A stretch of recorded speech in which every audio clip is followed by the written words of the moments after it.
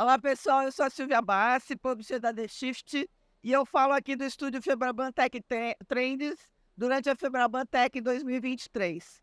A nossa conversa agora é sobre inteligência artificial, um dos principais assuntos do momento, né, no mundo da tecnologia e, mais do que isso, na sociedade. Mas, afinal, o que é a IA? Né? O que muda com a chamada IA generativa e ferramentas como o ChatGPT? Esse negócio é fogo de palha?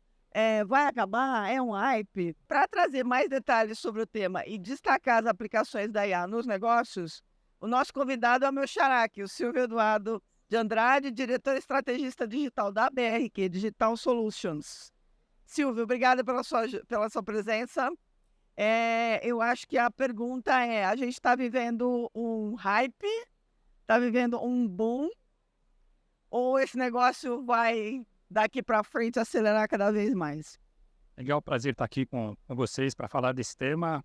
Na verdade, tudo que é a evolução, a tecnologia, faz parte ali do DNA da empresa e, Aham. sendo estratégia digital, está dentro do dia a dia das conversas. E a gente tem escutado muito isso no dia a dia. No final das contas, é mais uma palavra que veio, de fato, a gente tem algo para sustentar de que isso veio para ficar. E eu acho que a gente tem que analisar, quando a gente se depara com esse tipo de coisas que aparecem de tecnologia de uma hora para outra, a gente tem que analisar as condições que são necessárias para que isso de fato floresça. Então a gente tem, inteligência artificial não é uma coisa nova. Inclusive no setor financeiro já vem sendo aplicada com sucesso há muito tempo, né? Então não é um tema que apareceu agora. O que aconteceu em principal é uma tríade de coisas que fortaleceram e trouxeram esse boom que a gente tem do momento. O primeiro é o avanço de hardware. Hardware e chip com capacidade de processar imagem, ajudar no processo de treinamento da máquina, né, de você tirar ali do ambiente e usar isso para treinar os modelos matemáticos. Esse é um avanço importante. O outro avanço que nós tivemos, inegável, é a quantidade de dados digitalizados disponíveis. Hoje a gente tem quase que o conhecimento da humanidade em dados, né? Um Wikipedia da vida, né? Os reviews sobre produtos, é uma riqueza de dados que a gente não teve antes. E por fim, e aí um dos mais importantes, nós tivemos uma mudança nas técnicas de inteligência artificial a partir de 2017. E para quem está nos escutando ter uma ideia, as técnicas que nós tínhamos até então, nos últimos 2 anos, aumentaram a capacidade de treinar o computador em 8 vezes. Tá. Pode parecer muito, mas para os avanços que a gente precisa de algo que tende a ter uma capacidade muito grande de processar coisas diferentes, é um avanço modesto. Mas aí veio a técnica Transformers.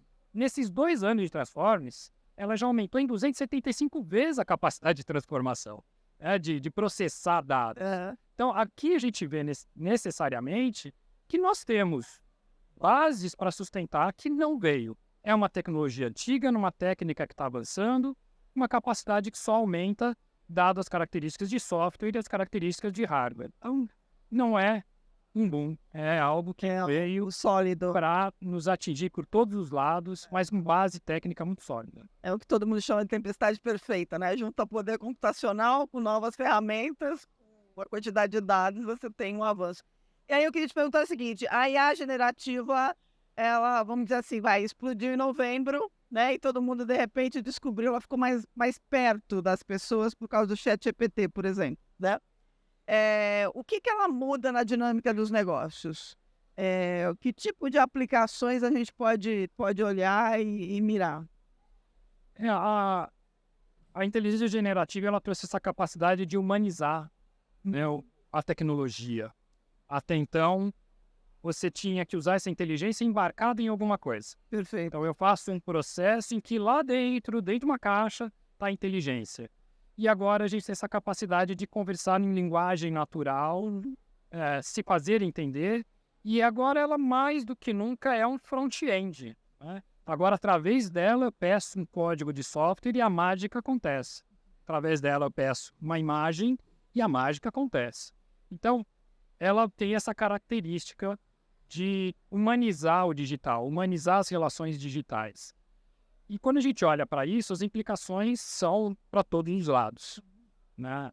Ter essa inteligência na capacidade de atender qualquer tipo de público, conhecedor, não conhecedor, técnico, não técnico, torna ela uma ferramenta muito fácil de se espalhar por diversas áreas. Perfeito. Então, de uma certa forma, olhando a capacidade dela hoje, o ambiente de negócio se transforma por completo. Uma força aqui é inegável. O ChatGPT teve uma quantidade de uso, de interesse das pessoas maior do que as ferramentas que nós conhecemos para entretenimento. Isso. Né? Superou o TikTok. Aham. Né? Então, nós temos as pessoas hoje utilizando isso no seu dia a dia, nas suas atividades pessoais, na pequena e média empresa, pequenos negócios que estão surgindo através dessa capacidade. Então, a gente já tem uma força aqui que é inegável. O consumidor está mudando a percepção dele do que é, por exemplo, ser atendido por uma máquina, da sua relação com uma máquina. Isso. Isso vai ser transferido para o ambiente corporativo. Aham. As pessoas estarão mais impacientes. Então, já começa ali. A outra força é que isso interfere diretamente na produtividade. Eu, como empresa, se tenho, serei menos produtivo que o meu concorrente. Tá. Já foi dada a largada a uma caminhada de quem cria a sua melhor estratégia para aplicar isso. É questão de tempo a gente perceber no nosso dia a dia quem está com uma boa estratégia para o consumidor, na experiência do consumidor, quem está com uma estratégia voltada para eficiência apenas. Nós vamos perceber isso no dia a dia.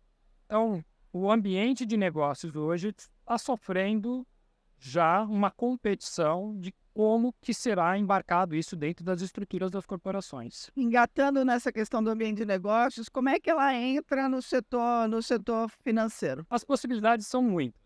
Então, o que a gente tem visto com o setor financeiro e é o que a gente também tem aconselhado os nossos clientes. Vamos partir do princípio que a IA vai te ajudar a cumprir os seus objetivos de negócio. Perfeito. Então, nós temos empresas, instituições, que a preocupação dela é melhorar a experiência do seu cliente. Tem outras que a preocupação é aumentar a rentabilidade, né, a ativação desse consumidor, que ele tenha mais produtos, que ele conheça os benefícios. Outros estão olhando de trazer eficiência na sua estrutura técnica para poder colocar mais produtos e mais serviços e mais velocidade. Então, no final do dia, qual é a sua estratégia? Como que a instituição está buscando e olhando a inteligência como um aliado nessa estratégia de negócio? Tá. É claro, tem lugares mais fáceis para serem iniciados e lugares mais complexos para usar essa tecnologia. Mas, de uma forma geral, esses são meio que os caminhos. Ou você está buscando uma relação melhor com o cliente, uma personalização, por exemplo, uma melhor oferta de produtos para aquele tipo de cliente, melhorando a sua comunicação, personalizando uma peça publicitária, melhorando o atendimento no call center, ou melhorando seus processos internos. Tá. Fraude, entendimento de perfis de clientes, são outros usos que estão sendo feitos além do uso massivo pela área de tecnologia para ganhar eficiência na codificação. Bem bacana. Que a gente tem ela usada para dentro, por exemplo, análise de risco, análise de crédito, automação de vários processos, e você tem ela voltada para o consumidor, que é você trazer um outro tipo de relação entre os dois. E essas duas coisas são possíveis. Olhando para a estratégia da empresa, é por isso que, dependendo da estrutura e do que a empresa busca e do tamanho dela, né, da instituição, ela vai ter mais do que uma frente de avanço com essa tecnologia. E é o que a gente está vendo nos principais bancos. Né? As iniciativas são variadas na área de produtos, na área comercial, na área interna para os próprios empregados, né, para eles terem uma melhor relação, né, melhor experiência para o próprio funcionário. Então, você tem aplicações ali diversificadas nesse sentido. É interessante porque o banco já usava inteligência artificial nesses modelos, mas todo mundo que trilhou esse caminho sabe a dificuldade e o custo que era implantar inteligência artificial. Agora nós temos um caminho muito mais facilitado. A capacidade de aprender está muito mais fácil, nós temos modelos já com uma inteligência preparada para algumas situações, então você vai ter que treinar o seu modelo praticamente em situações específicas, naquilo que é muito estratégico para você. Mas vou citar um exemplo aqui. O banco recebe uma quantidade muito grande de ligações de clientes. Tem um atendente, às vezes tem um gerente da conta, isso tudo fica registrado em áudio. Ali poderia ser uma fonte de inspiração para saber o que o meu cliente está interessado em saber, quais são as dúvidas. E até então eu só poderia fazer isso de forma amostral, porque é uma informação qualitativa. Com essa inteligência, eu consigo transformar uma informação qualitativa numa informação quantitativa. Quais são os principais temas que os clientes estão buscando quando ligam? Quais são as dúvidas? Quais são as reclamações? Quais são as sugestões de melhoria? E aí eu deixo de ter uma informação amostral e tenho uma informação factual, depende da minha situação, no mesmo dia. Então, essas são algumas das capacidades da aplicação da inteligência no dia a dia do setor financeiro. Bem legal. A gente costuma falar sobre nível de maturidade digital e a gente tem agora o desafio de saber a maturidade do uso da IA. Quando você pega o setor financeiro comparado com outros mercados, qual é hoje o nível de maturidade de uso de IA na área financeira? No final do dia, a gente está analisando isso de uma forma diferente, né? Quais são os segmentos que serão impactados, primeiramente, e eles serão impactados, primeiramente, porque tem um conjunto de estruturas dentro do setor que colaboram para florescer as iniciativas de inteligência artificial. Tá. Não é muito diferente do que a gente falou antes. Setor financeiro tem abundância de dados. Isso é primordial para a gente treinar e usar essas inteligências de forma desenhada para aquela situação, para aquela minha instituição, para fazer da forma com que eu gostaria que ela representasse a empresa numa relação. Então, eu tenho isso e é um setor que tem muitas informações. Eu tenho uma necessidade de relacionamento com o público muito alto. Volume muito grande de clientes, produtos massificados, que demandam dúvidas, produtos complexos. Ou seja, a experiência do cliente aqui é importante para o negócio. Então, mais um fator importante. Tá. E o terceiro, uma necessidade de busca de eficiência dentro dos seus processos internos. Legal. Quanto maior for esses níveis aqui, mais impactada, querendo ou não querendo, essa empresa, esse setor será pela inteligência artificial. Quando a gente olha para o setor de telecom, o setor financeiro, seguros, são lugares onde, primeiramente, serão os mais impactados por essa inteligência, porque eles reúnem essas condições para que ela seja aplicada com solidez. Perfeito. Aí você mencionou essas escalas de avaliação, né, para definir quem pode ser mais impactado ou não. Aí, assim, quando a gente pensa em termos de estratégia de investimento em IA, quais os processos devem ser migrados primeiro nas instituições? A gente sempre fala que dado é fundamental. Se você não tem, não adianta nada você não pensar em IA.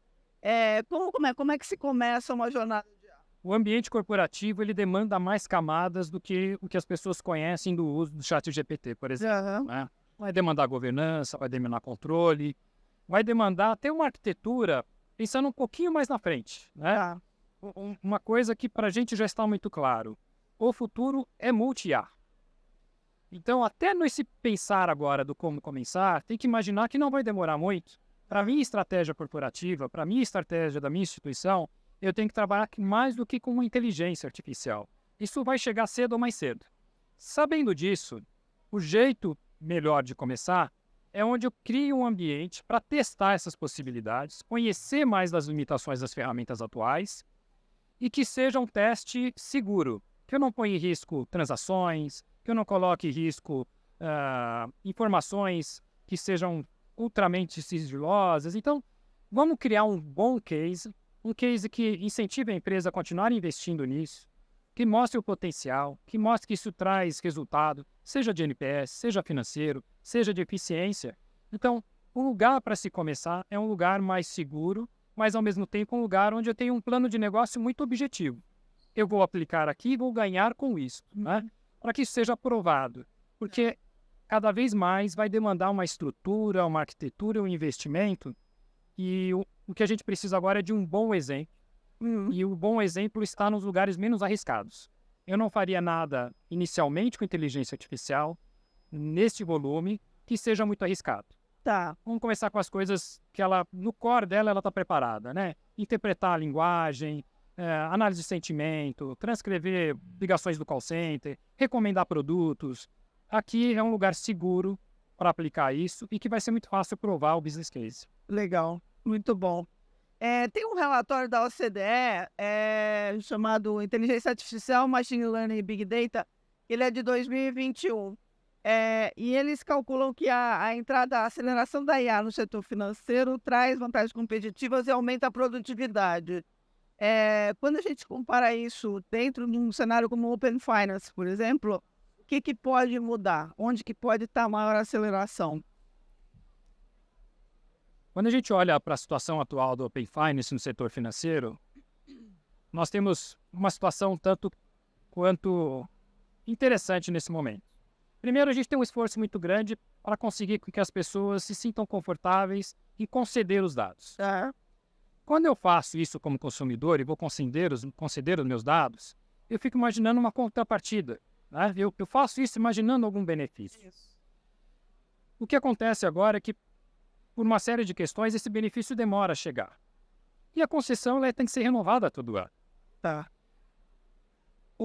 E a gente percebe a dificuldade de, somado aos dados que eu já tenho, pegar esse volume de dados também grande e fazer algo personalizado, né, para aquele consumidor. E a gente falou um pouco atrás, a inteligência artificial tem essa característica de ser o novo front-end. Né? Então, ela, sem dúvida nenhuma, seria muito útil para ajudar a criar uma estratégia de abordagem e de entregar um benefício claro e evidente para quem concede os seus dados. E um benefício personalizado que incentive a renovação lá na frente dessa concessão.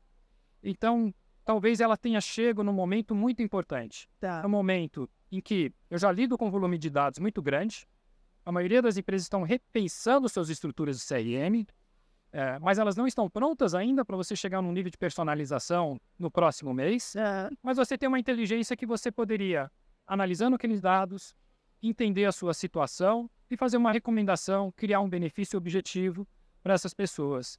Então, eu acho que seria um lugar, por exemplo, muito interessante de se iniciar uma jornada para inteligência artificial, de como que eu faço o onboard dessas pessoas que concederam seus dados, como que eu gero benefícios personalizados para grupos de clientes. Seria um uso bastante possível para essa tecnologia. Bem legal. Como é que vocês têm atuado, a BRQ especificamente tem atuado com a IA no mercado? Você pode contar um pouco dos projetos que vocês estão fazendo? Sim, nós temos praticamente 3 frentes de trabalho. Nós somos uma empresa de serviços de tecnologia, temos 3.500 funcionários, 3.000 são devs de alguma coisa, né? De algum sistema, de algum software, de alguma linguagem.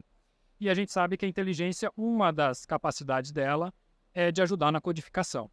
Então, uma das nossas frentes é remodelar, olhando para o nosso serviço core. Como muda, qual é o nível de eficiência que a gente passa e entregar para os nossos clientes daqui para frente, como é que a gente usa isso de forma segura para alavancar os negócios dos nossos clientes, para que a gente possa lançar produtos mais rápido, para que a gente possa prototipar mais rápidos. Né? Então, nós temos uma vertical olhando só para esse nosso core. Nós temos uma outra vertical, que é o que eu faço parte, os estrategistas digitais estão ali para criar soluções para problemas complexos dos nossos clientes. Né? Os problemas hoje já são... o problema simples já acabou faz tempo. Então, ali a gente vê o emprego da inteligência artificial, da IA generativa, para resolver problemas complexos como esse. Né? Vamos construir um assistente de investimentos. Então, é ali que a gente entra para pensar na arquitetura, no desenho, olhando para o futuro. Então, temos um grupo ali focado nisso. E nós temos, dentro da BRQ, os nossos especialistas. Então, nós temos diretorias, por exemplo, só focadas em Analytics, em CRM, em Salesforce, em Cloud. E essas tecnologias estão recebendo a inteligência artificial embarcada em suas soluções. Então, cada um está olhando como que eu vou usar a inteligência artificial no Salesforce, como eu vou usar a inteligência artificial nos meus projetos de dados. Então, nós estamos atacando de todos os lados, ajudando os nossos clientes, mas também evoluindo os nossos produtos, nossos serviços, com que a gente já tem ali nas mãos para trabalhar com a inteligência artificial. Bem bacana. A gente está chegando no final, eu queria te fazer uma última pergunta, que é pegar esse lado human-centric do uso da IA. Tem 2 aspectos, né? Das pessoas estarem preparadas para utilizar, né? E, ao mesmo tempo, como é que a gente pode esperar que vai ser essa relação dos humanos com a IA, né? Porque tem aquela coisa de humanizar demais a IA e achar que tem alguém ali por trás, ou então ter o medo de usar porque pode ser substituído. Como é que a gente tem que lidar com isso, as empresas principalmente? Como aqui a gente tem um impacto real nas pessoas, o que eu acredito que, por princípio, as pessoas têm o direito de saber sobre essa nova tecnologia. O básico de educação é a chance que as pessoas podem receber, de pensar em o que vai mudar na sua carreira, como é que eu mudo o meu jeito de pensar, como é que vai mudar o meu modelo de trabalho. Então, o direito de saber sobre essa nova tecnologia, todas as empresas deveriam estar garantindo para o seu público informação necessária para as pessoas saberem o que fazer. Isso não pode pegar ninguém de surpresa, não nas suas carreiras, né, nas suas vidas. O segundo ponto que eu acho importante aqui nessa discussão nós estamos falando agora de inteligência aumentada. O que eu chamo de inteligência aumentada? É inteligência natural, inteligência humana, mais a inteligência artificial. É assim que vai funcionar, né? Mas o resultado não é simplesmente a soma, ela será um pouco acima disso, né? Então, nós precisamos aprender o mais rápido possível o que fica para a inteligência artificial e o que deve ficar para a inteligência humana. Nós não podemos delegar para a inteligência artificial aquilo que compete a nós, por exemplo, uma tomada de decisão, e nós não podemos delegar também para as pessoas a atividade que vai ser muito mais assertiva e produtiva e deixar para a inteligência artificial. Nós temos que ganhar essa maturidade ainda. E o debate, a discussão é que vai nos ajudar a chegar nesse equilíbrio. É tudo muito novo. É difícil em cada processo a gente determinar aqui tem que ser humano, aqui tem que ser a inteligência artificial. Nós vamos aprender com isso ainda. Mas o primordial é o debate. Isso está aberto para discussão e a gente saber que a nossa vida vai mudar. O pacote de serviços que as pessoas utilizam hoje de software, planilha, para fazer as suas apresentações, para preparar o seu texto, já mudou. Então, o que a gente precisa no final do dia, que as pessoas desempenhem o papel dela, está mudando. Precisamos entregar para ela, empoderá-la nesse papel e começar a jogar para a inteligência essas outras coisas que estão tirando o nosso foco, está tirando a nossa produtividade. É interessante, né? Porque a gente pensa assim, as pessoas vão ter que aprender a delegar para a tecnologia, né? Hoje a gente fala muito de delegar, quando você está tratando de pessoas, mas e o que delegar, né? Porque no fim das contas é isso que você está falando. Por que eu vou submeter um ser humano a uma tarefa que é repetitiva se eu posso colocar a máquina para fazer? Mas por que eu vou substituir a inteligência do humano, que é mais criativa, simplesmente por uma resposta de máquina? Então, essa coisa do que delegar e como lidar com a tecnologia é uma coisa que é realmente fascinante. Quase uma discreção de cargos, né? Exatamente. Meu assistente, ele vai ser responsável por isso. E eu serei responsável por isso. Eu acho que esse debate é importante, porque é ali onde a produtividade vai entrar nisso que a gente comentou, né? A gente tem a inteligência aumentada. Isso. É o melhor dos dois mundos unidos e entregando mais para o nosso dia a dia, para a nossa vida. Eu acho que é exatamente, a palavra-chave é aumentar a inteligência e não substituir. Eu acho que nesse ponto você tá perfeito. Bom, Silvio, eu queria super te agradecer pela conversa, acho que foi ótima, foi cheia de bons esclarecimentos, as pessoas precisam, né, como você disse, a gente está começando, todo mundo tem que parar e pensar um pouquinho e testar, mas também não correr tanto e ir experimentando com uma certa vontade de entender o que está acontecendo. Eu agradeço a você que acompanhou a gente, mais essa entrevista gravada durante FebrabanTech 2023, no estúdio FebrabanTech Trends. Até a próxima, pessoal. Muito grata. Obrigada. Obrigado, foi um prazer. Obrigada.